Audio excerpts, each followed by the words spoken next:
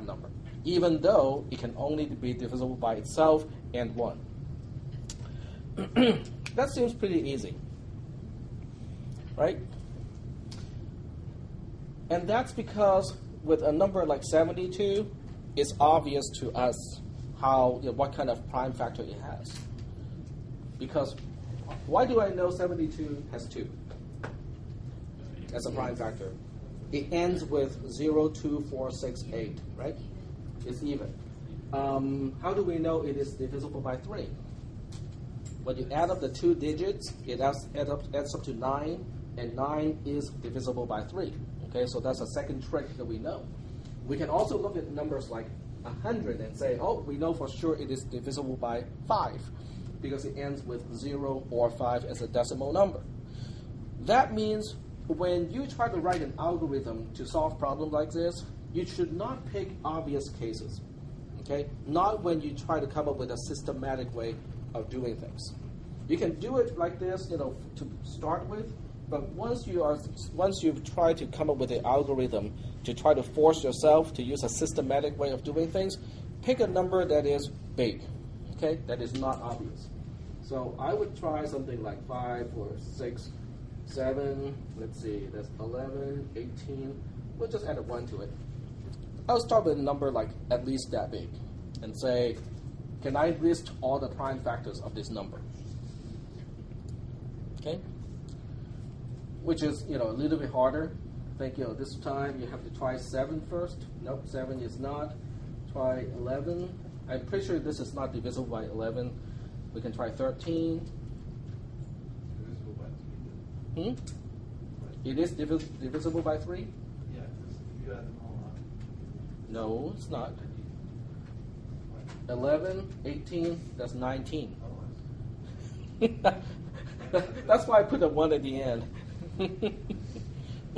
But this one is not obvious, okay? It's not obvious.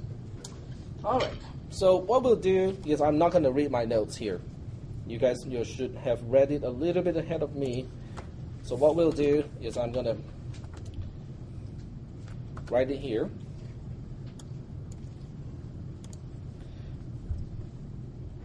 And I'll say find prime factors. Okay, we're trying to write an algorithm to find all prime factors given a number.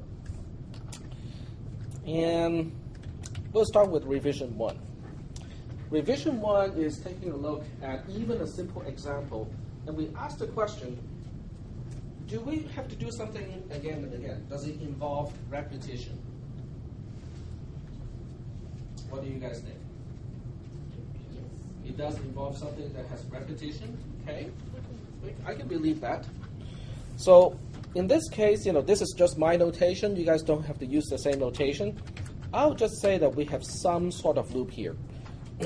Loop and loop is not a formal pseudocode construct because we use while do in one case and we use repeat until in the other case. Loop and loop is simply indicating that there is a loop of some kind involved. I don't know what it is. I don't know whether it should be pre-checking or post-checking. I just know that there's a loop. But at the same time, can we kind of specify when we can get out of the loop?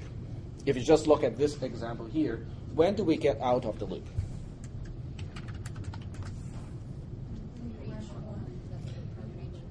Okay, when we get to 1, when the number 2 factor is 1, it's time to get out. Okay, very good. So I'll just exactly write that when the number 2 factor is 1. Okay, and I call that 1 revision already. And you will look at this, someone may look at this and say, well, but this is not even pseudocode. I mean, it doesn't even have any pseudocode involved. But it does have 2 things that are important.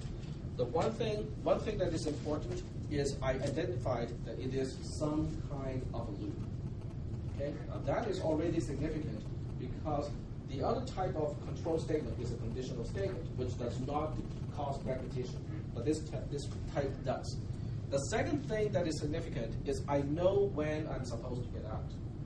Okay? Not only am I doing something again and again, I also know when to stop. Not exactly in pseudocode format, but the elements are there. The important concepts are there. Okay? So the next thing we want to do in revision 2 is to say it is a bother, it is a tedious to always say the number to factor, the number to factor, the number to factor. So I would just use a variable name in place of the number to factor. So I'll just say let n be the number to factor. Okay? That's all I'm introducing. It's just a variable to replace a name that is kind of long and tedious. So the result of that is instead of saying the number to factor is 1, I can say when n equals to 1. So it's starting to look a little bit closer to pseudocode, but not quite specifying everything yet. So now I look at revision 3. And revision 3 is starting with loop and loop again, exit when n equals 1. Now, if you look at this construct here, loop, I have some kind of a loop. I keep doing it until n becomes 1. Doesn't that tell you something about the loop has to change n? Right? Because if the loop does not change n, then we'll never get out of the loop. If n is not 1 to begin with, and we don't change n in the loop, then n will always remain not equal to 1, and we'll never get out of the loop. So we know that we have to change n in the loop somehow. And then you look back at the example, what are we doing to the quote-unquote n, the number to factor? Sorry?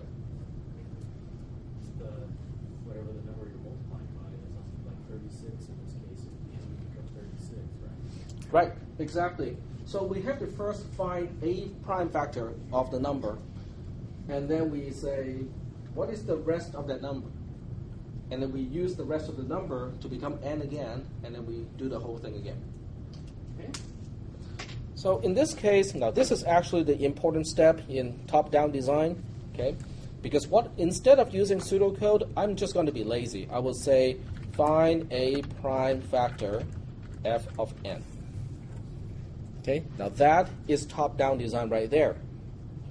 It's top-down design because I only say what this line has to accomplish. I did not say how to accomplish it. Are we okay with the concept? We only specify what needs to be done. We do not have to specify how it is done. Okay. So now that we have a number f or a variable f that is a factor of n, the next thing we can do is to print f to the screen, because after all, someone wants to know all the prime factors of n. Then what do we do to n? Remember what I said a little bit earlier? In order for this loop to exit at some point, we have to be changing n inside the loop. And how do you think we should be changing n? Well, first of all, what type of statement can change a variable? An assignment statement. Very good. So we know that n has to be on the left-hand side of an assignment statement. What is the right-hand side of it? Go ahead. N divided by f. Very good. But Tech, how do you know for sure that n divided by f is an integer? Because it's a factor, right? It is given that this particular step here guarantees that f is a prime factor of n. So as a result, n divided by f has to be an integer. Okay, are we okay so far? Okay. So we call this revision 3, which is a very important revision. And now we have a revision 4. Revision 4 is asking, should we use a pre-checking loop or should we use a post-checking loop?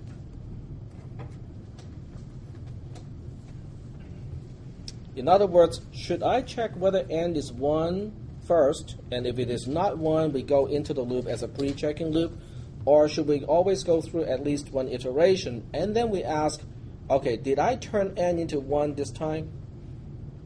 Great. Well, it's either way. It depends on what is given to you. Are you guaranteed that n is greater than 1? That's the question.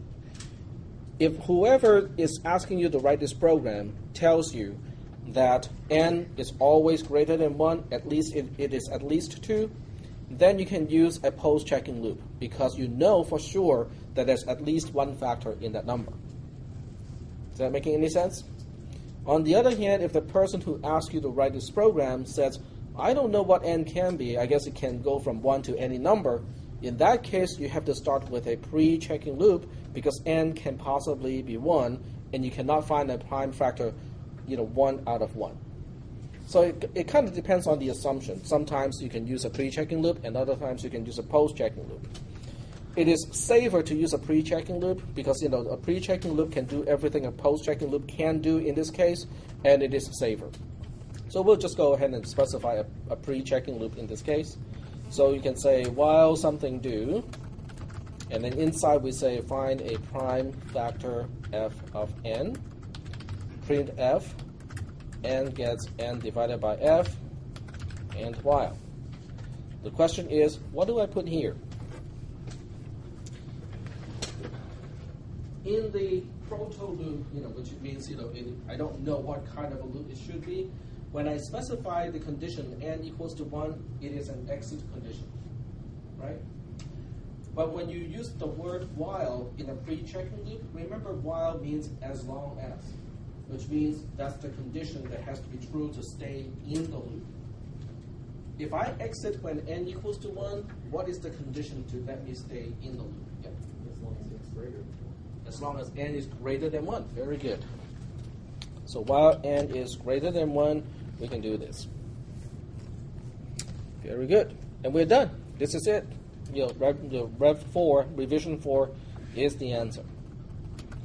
But you can see that I don't come up with the algorithm from line 1 to line 5, just like that. I kind of evolved the program. I evolved the algorithm from a simple loop that doesn't really specify what the loop does, but it does specify how to get out of the loop.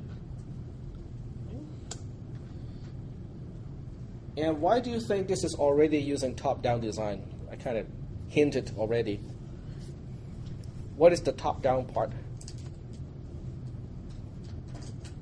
You're starting with the basic overall concept of what you want it to do. Mm-hmm. Keep kind of drilling down further into the specifics. Mm-hmm.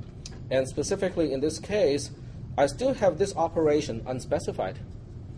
Okay? Because this line as a statement does not tell me how to find a prime factor f of n. It only tells me that this line should find a prime factor f of n. And that's basically what abstraction or top-down design is about, is you don't have to specify exactly how to do something. You can only say that, okay, here we need to get this done. Okay? But when you specify we need to get this done, it has to be very specific. In this case, it is specific enough that I know for sure that f will become a factor. In fact, it has to be a prime factor of n. Are we okay so far? You can call it lazy. Basically, when I'm writing this program, I was trying to be as lazy as possible. So I was hoping somebody else has already written the algorithm to find a prime factor given a number. And then later on, of course, I will find out that, oh, nobody has done it yet, so I have to do it. Are we okay so far? Now that we are done with the outer part of the algorithm, can I go ahead and tackle this problem, finding a prime factor f of n? Sure. I mean, that becomes a sub-problem for me to solve. So this is also called divide and conquer, because I'm dividing a bigger problem into smaller chunks. And with each smaller chunk, I look at that problem and say, do I know how to solve this problem? So we can say now that we have the overall algorithm, we can see how, we can write the algorithm to find a prime factor f of n. Okay, just like with the